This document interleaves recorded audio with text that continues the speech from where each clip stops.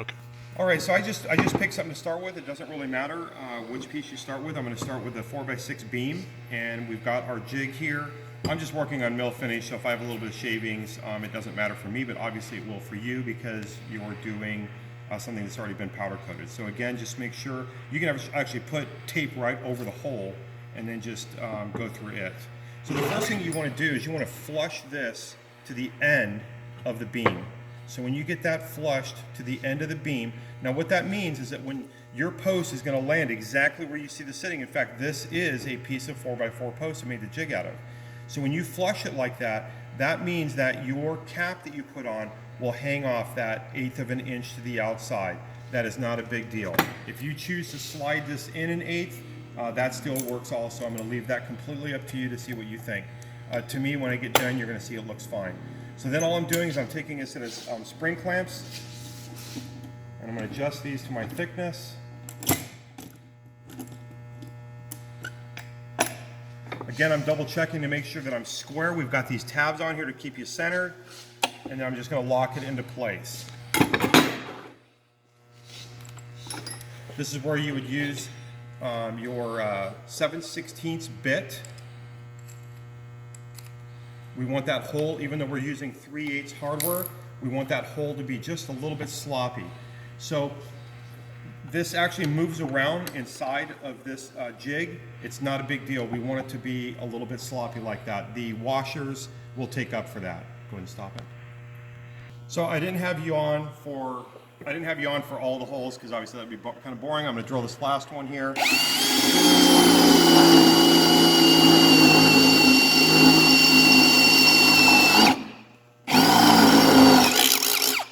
Okay, that's all 4 holes drilled. You can see in the end there, all 4 holes.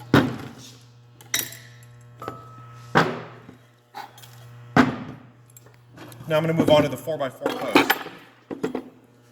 I don't know if you have your post pre-drilled. If you have your post pre-drilled to go into the parapet wall, what happens with these holes is these holes will be to the, if I'm standing on the deck looking at the front beam, these holes are going to be opposite of the beam.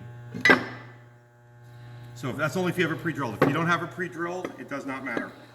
You're just simply going to slip this on.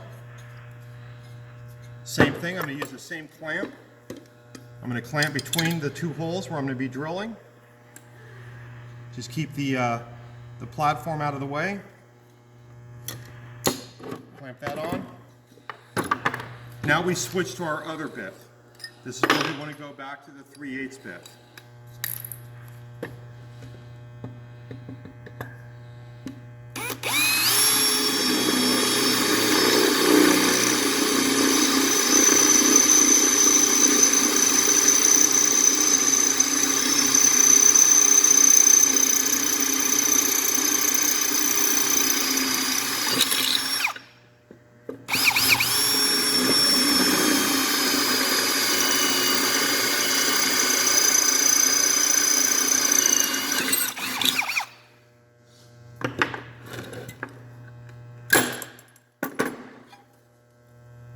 Again, make sure you get all your shavings out of here so you don't scratch up the surface.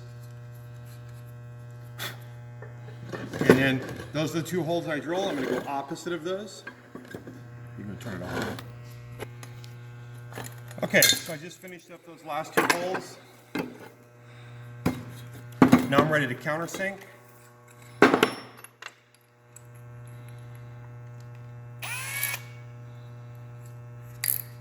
So I make sure that I have one of my fasteners that are going to go in there. I just have one with me. And that way I'm just going to go in, because this is a 5/8 one. I'm sure what size you have. But I'm just going to eyeball it in a sense.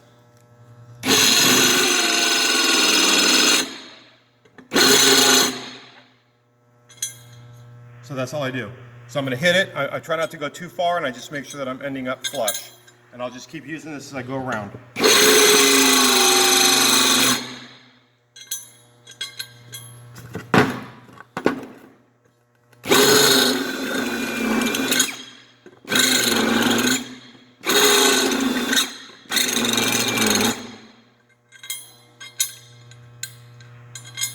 There we go. Shut it off. Okay, so what I did is I just randomly picked one of the brackets we have. We're going to do it to 2 of them.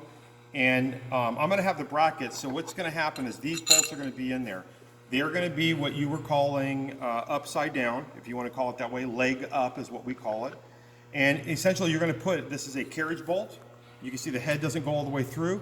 I don't want it to go through because I want it to bite. So then what you do is you just put a lock washer on top of that and a nut. Again, I will have these already on here. I'll be shipping them with this bolt, all these 4 bolts in there. Turn it off. Okay, so what you'll notice is that I've put these on here and they're all loose. You can see that they're all crooked and loose. That's exactly what I want. All this lock washer is doing is putting a little bit of pressure on it, but I still have movement to be able to move these around. Again, when we start tightening these, it's the back of this carriage bolt that's going to bite in there to lock that for you so it doesn't spin. Then we're going to take this and we're going to place this right inside the top of the post. And we do have, because of the way they're cut, let me shut it off. So I use the deburring tool just to take off that shoulder on the inside. You can use a screwdriver blade, just anything that's a piece of hardened will get that off. So when you're cutting it on your chop saw, you may have to do that. So again, all I'm doing now is I'm just dropping that in here. I want to make sure that I get level to the top here. So I need these legs to be level, just like that. They're going to end level. So now I can take my other hardware and I can slide it in here. You'll notice that we have just enough slop to be able to do that. Now if you look inside, the way to, I'm going to put one more in here, so just kind of hold it up there for me.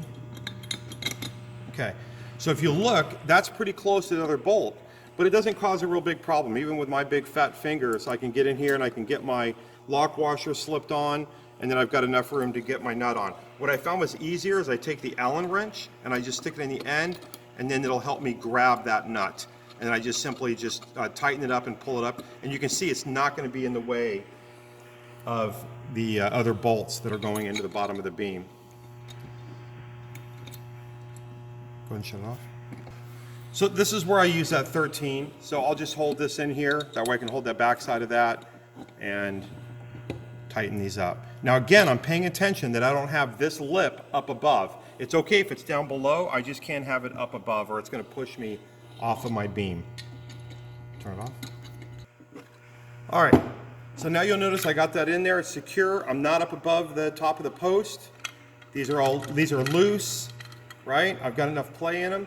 Now these go on the outsides. So these go left on the front face, back face, however you want to put it, that's where these end up.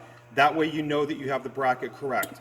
So if you had your beam sitting on the ground like this, that would allow you now to take your post standing straight up, and it would take, 2 guys. You could have one guy that's up top holding the post, and all I'm doing is using my fingers. Yes, you got to be careful you don't get your fingers, the post doesn't slide down and get you, but I've got plenty of room to dictate where those go. Now you notice when I drop it on, it's not on correctly here, it's laying over, but look at this. With that play that I have, I can force that into whatever position I need. So at this point, I need to get to the end here. And if you look at the end, where I have that, I've got plenty of room in here now to get my locks and my flats and my nuts on.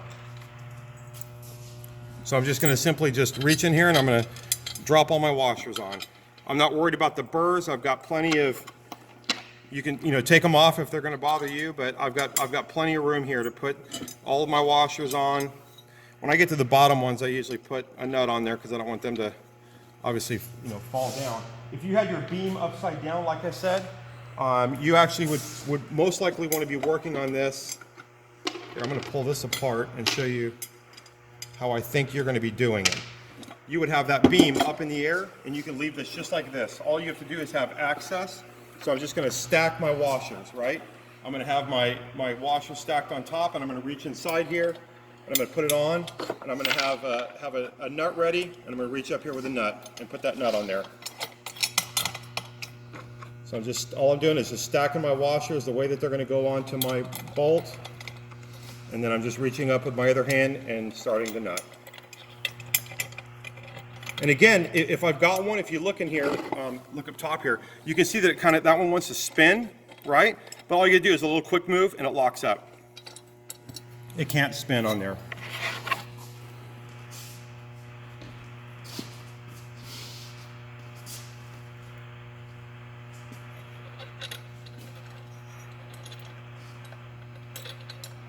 I don't want to cheat on these back ones here. I want to do them the way. So I would triple stack everything. I would have my my washers and nut up there, so I can just reach in the end with one hand. Now you can also do it with a magnet if you want. If you take a magnet will hold all those together. But I'm going to do it the way I would in the field. Again, I just have them all stacked on my fingers, getting them all started. And it's a no look also, but you know, you'd obviously be able to bend over and look at it if you want. All right, so I'm on there. So the same thing now. Ratchet, 9/16. This is a pass-through, you don't need it. It's not that long. And all I'm gonna do is I'm gonna get in here and I've got plenty of room. What I would suggest is that you have one that is, oh yeah, make sure they're snug up against your lock washer. And then as long as you have them snug, if you've got a ratchet that's a little bit looser, it's going to be easier, where it doesn't have the really stiff gear on it like this one does. That way you can actually get to this and be able to tighten it up. Possibly one of those ratchet head wrenches will work also.